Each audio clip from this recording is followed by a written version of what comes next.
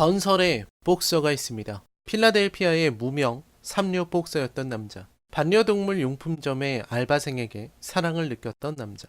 커프와 링크라는 두 마리 거북이와 금붕어 모비딕이 자신의 모든 것이었던 남자. 운명처럼 다가온 행운을 손에 쥐고 그 기회를 자신의 것으로 만들기 위해 자신의 모든 것을 부딪혔던 남자. 그리고 끝내 챔피언이 된 사나이, 이탈리안 종마 로키 발보아입니다. 전작 리뷰에서도 말했듯이 로키라는 인물은 이미 미국의 문화의 일부가 되었습니다.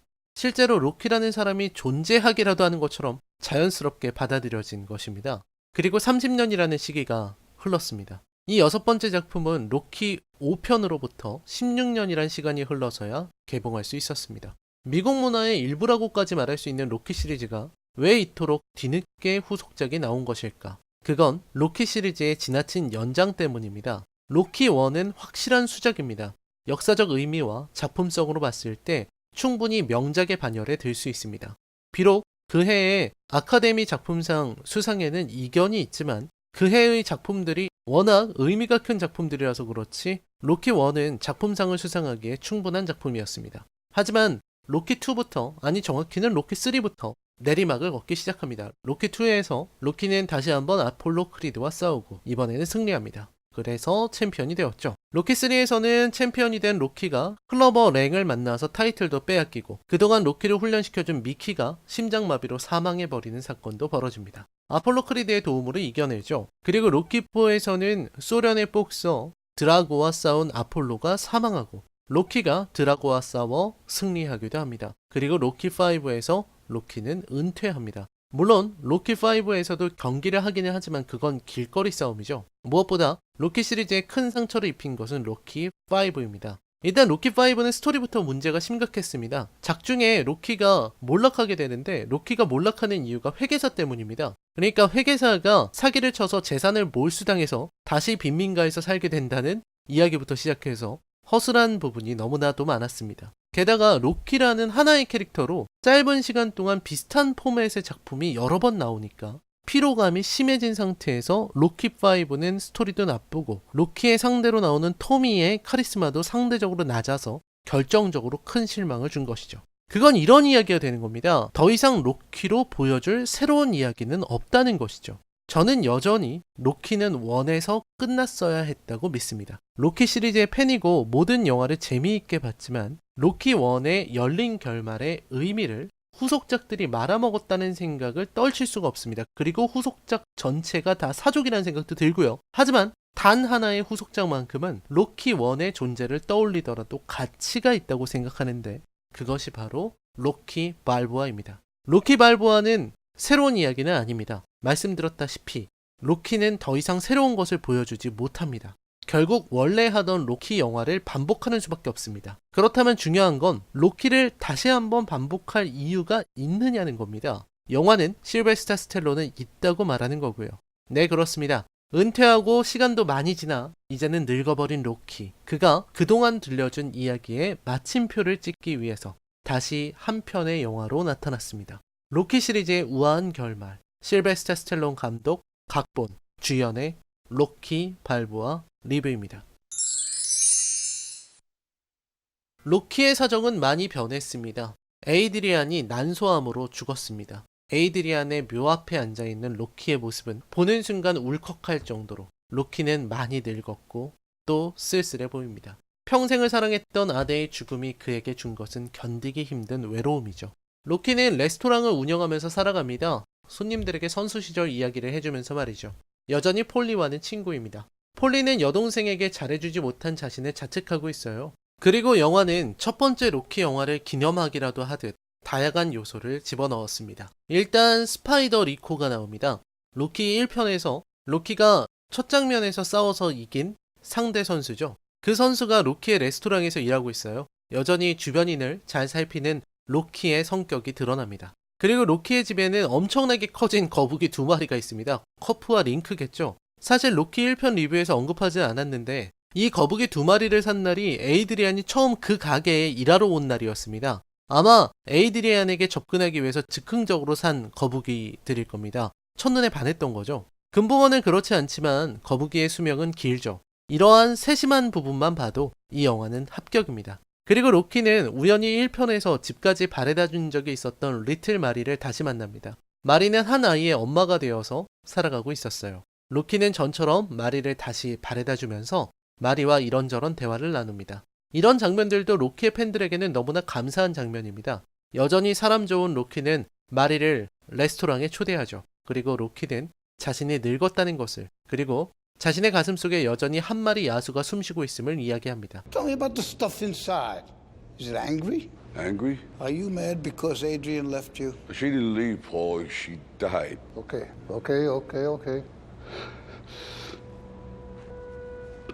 You know, sometimes it's hard to breathe. You know, I feel like there's beast inside me. It's okay, Rocco. Please, it's okay. Is it? Okay.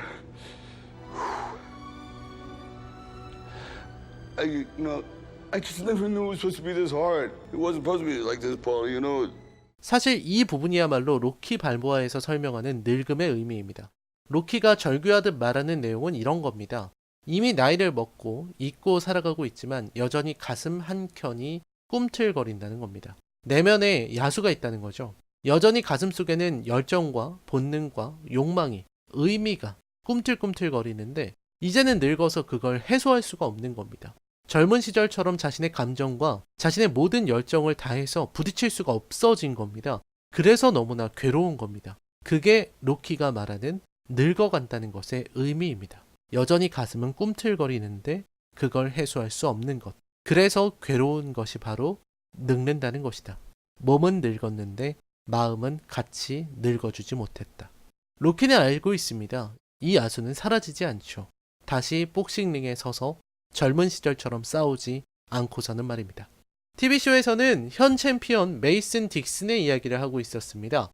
현 챔피언 메이슨은 실존 선수 플로이드 메이웨더를 연상시키는 강력하고 완벽하며 무패인 챔피언입니다. 문제는 메이슨이 워낙 강한 데다가 적당한 적수도 없고 경기도 무난하게 승리하는 통에 재미가 없다는 거죠. 흥미롭지 않은 챔피언이라는 평판에 복싱의 인기도 식어버렸습니다. 그래서 TV쇼에서는 이 메이슨이라는 무적의 챔피언과 과거의 챔피언을 대결시키면 어떨까 하는 기획을 하게 되고 나름의 수치화된 스탯을 근거로 가상의 대결을 펼칩니다. 즉 과거 전성기 시절의 로키 발보아 대 현역 무적의 챔프 메이슨 딕슨이 대결한다면 이라는 시뮬레이션이죠. 이게 제법 화제가 됩니다. 그리고 그 결과는 전성기 로키 발보아가 현역 챔피언 메이슨 딕슨을 상대로 KO승을 거둔다는 결론이었죠. 어쨌든 로키는 다시 한번 복싱을 하고 싶어 합니다. 이유는 간단해요. 마음속에 여전히 야수가 있으니까요. 대단한 복서가 되고 싶은 것은 아닙니다. 그냥 한번 시합을 하고 싶은 것 뿐입니다. 4라운드짜리 클럽 복서라도 좋으니까 해보고 싶다는 거죠. 하지만 세상은 호락호락하지 않습니다. 일단 주변 사람들의 반응은 모두 미쳤다는 겁니다. 게다가 찾아간 아들마저도 이제 아버지는 늙었다면서 만류를 합니다. 하지만 우리의 로키가 그런 말에 흔들릴 사람은 아니죠. 로키는 신체 테스트까지 받아가며 링으로 복귀할 준비를 합니다. 하지만 필라델피아의 위원회가 로키를 막아섭니다. 로키의 선수 자격증을 줄 수 없다는 것이죠. 너무나 위험하기 때문이랍니다. 그리고 로키는 이에 반발합니다. Yo, don't I got some rights? What rights do you think you're referring to? Rights, like in that official paper that they wrote down the street there? That's the Bill of Rights. Yeah, the Bill of Rights. Don't it say something about going after what makes you happy? No, that's the pursuit of happiness. But what's your point? My point is I'm pursuing something and nobody looks too happy about it. We're just looking out for your interests. I appreciate that, but maybe you're looking out for your interests just a little bit more. Because if you're willing to go through all the battling you got to go through to get to where you want to get, who's got the right to stop you? I mean, maybe some of you guys got something you never finished, something you really want to do, something you never said to somebody, something. And you're told no, even after you pay your dues. Who's got the right to tell you that? Who? Nobody. You know, the older I get, the more things I got to leave behind. That's life. The only thing I'm asking you guys to leave on the table is what's right. 결국 위원회는 선수 자격증을 발급합니다. 그리고 로키의 이 사건은 화제가 됩니다. 그도 그렇죠. 이렇게 나이가 많은 사람이 다시 복싱을 하겠다고 나서니까요. 그런데 문제는 이런 겁니다. 마침 로키가 선수 등록을 다시 하는 사건도 생겼겠다. 얼마 전 TV쇼에서 메이슨이 패배한다는 시뮬레이션도 나왔겠다. 메이슨 쪽에서 시합을 요청한 겁니다. 네, 무패의 현역 챔피언과 은퇴한 지 수십 년이 지난 늙은 복서를 링에서 대결하게 만들자는 제안입니다. 역시 말도 안 되는 제안이죠. 지금 챔피언이 인기가 없으니까 은퇴한 지 수십 년 된 챔피언을 데려와서 흥행을 해보자는 거죠. 정말 자본주의적인 이야기네요. 사실 로키 1에서의 복권과도 같았던 그 기회도 물론 우연이었고 과도한 전개였습니다. 하지만 현역 챔피언이 단지 흥행을 위해서 늙어버린 과거의 선수와 싸운다는 건 말이 되지 않습니다. 게나디 골로프킨이 지금 박종팔 전 챔피언이랑 붙는다는 식의 이야기거든요. 디온테이 와일더가 지금 에반더 홀리필드와 싸워서야 되겠습니까? 일단 다른 걸 다 떠나서 너무 위험합니다. 생명이 위험하다는 말입니다. 젊고 건강한 선수들도 데미지가 누적되면 자칫 사망할 수 있는 것이 복싱이라는 스포츠인데 은퇴한 지 수십 년이 지난 아저씨가 현역 챔피언이랑 대결한다뇨.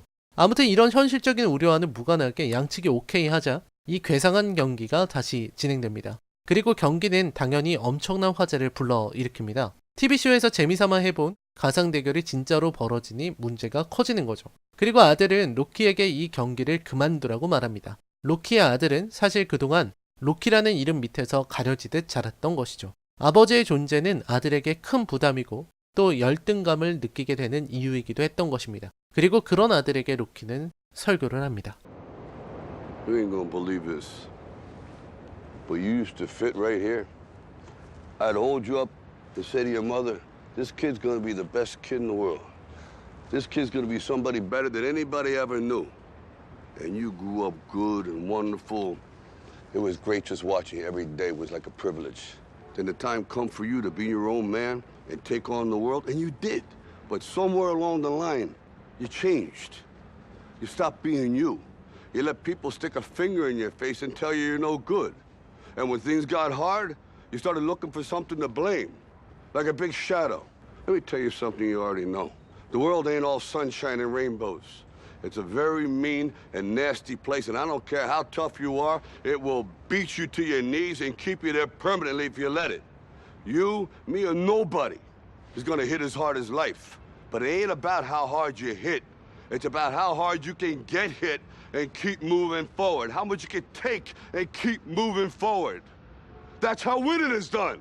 Now, if you know what you're worth, now go out and get what you're worth. But you gotta be willing to take the hits and not pointing fingers saying you ain't where you wanna be because of him or her or anybody.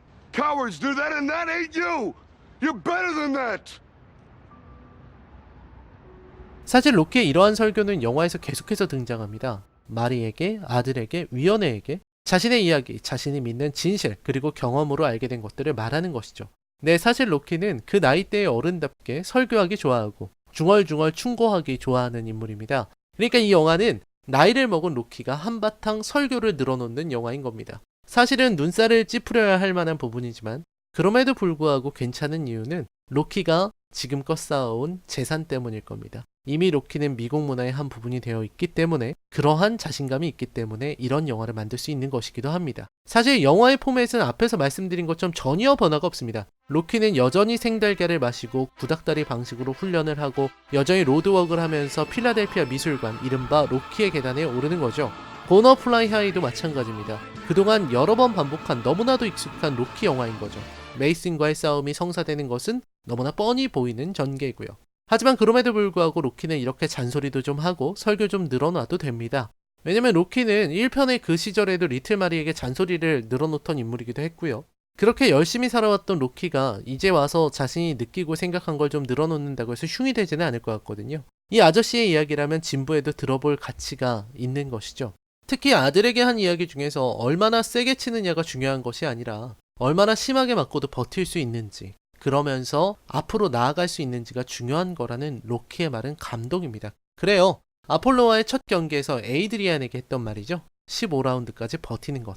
로키의 목표는 애초에 승리가 아니었습니다. 로키 1에서 나왔던 로키의 주제와 사상이 로키 발보어에서 마침내 완성되는 멋진 장면이라 할 수 있습니다. 그 후로 경기가 이어집니다. 마침 주먹골절을 당하는 메이슨. 덕분에 로키와 메이슨의 경기는 싸움이 성립되게 됩니다. 사실 늙은 로키가 젊고 강력한 메이슨에게 상대가 된다는 것은 불가능한 일이었기에 메이슨에게 주먹골절이라는 최악의 핸디캡을 준 것입니다. 경기 내용은 여전히 멋집니다. 특히 실베스타 스텔론은 이 로키 발보아를 찍기 위해서 얼마나 훈련을 했을지 상상이 안 될 정도입니다. 이제는 나이도 많은데 말이죠. 그럼에도 불구하고 이제껏 찍었던 어느 로키 영화에도 뒤지지 않을 정도로 멋진 경기를 펼칩니다. Hey, Paulie. That beast is gone now. The beast is out. 내 안에서 야수가 사라졌다고 외치는 로키. 경기는 로키 1에서처럼 로키의 판정패였지만 늘 그렇듯 로키의 주제는 승리가 아닙니다. 자기 자신과의 대면 그리고 성장이 주제입니다. 경기의 결과 따위 언제 로키가 신경이나 썼나요? 이 영화는 한편의 선물과도 같은 영화입니다. 영화의 마지막 장면에서 로키의 계단을 오르는 수많은 팬들이 로키 포즈로 사진을 찍는 장면은 감동적이기도 합니다. 그야말로 로키가 미국 사람들의 문화의 일부분이라는 것을 확인할 수 있는 장면이고 그러한 팬층이 있기 때문에 로키 발보아라는 16년 만에 후속작을 낼 수 있었던 것이기도 합니다. 로키는 이번 영화에서 그야말로 어른이 되었습니다. 나이를 먹은 로키는 여전히 세상과 거칠게 맞서고 있었습니다. 물론 세계 챔피언을 여러 번 하고 근사한 레스토랑도 운영하는 여유로운 로키에게 일편과 같은 처절함은 없습니다. 하지만 늙어간다는 것에 대한 불안감과 상실감을 드러내는 로키의 모습, 그리고 아들에게 위원에게 리틀 마리에게 설교를 늘어놓는 로키의 모습에서 진부하고 지루하다는 평가 그 너머로 리스펙트할 필요가 있죠. 로키는 조금 더 떠들어도 됩니다. 그에겐 그럴 만한 자격이 있어요. 제 평점은 10점 만점에 8점입니다. 추억을 되새길 수 있는 로키 시리즈의 훌륭한 마무리라고 할 수 있겠습니다. 라이넬 컬처 쇼크 리뷰는 계속됩니다. 네, 로키 이야기를 다 해드린 것 같네요. 저는 다음 영상으로 찾아뵙도록 하겠습니다. 감사합니다. 여러분 댓글 부탁드립니다. 고맙습니다.